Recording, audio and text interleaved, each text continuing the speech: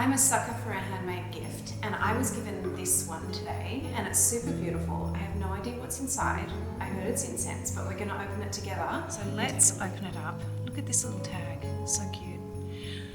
And we'll open it up and see together what's inside, because I've never actually seen one.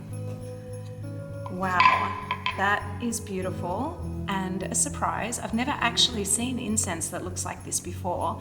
It's rope incense, and it's hand rolled, made in Nepal and fair trade. And it comes wrapped in this incredible piece of vintage fabric again. It's like the perfect pink. And on here there's this really sweet little charm. You could definitely use that charm again and hang it on a gift.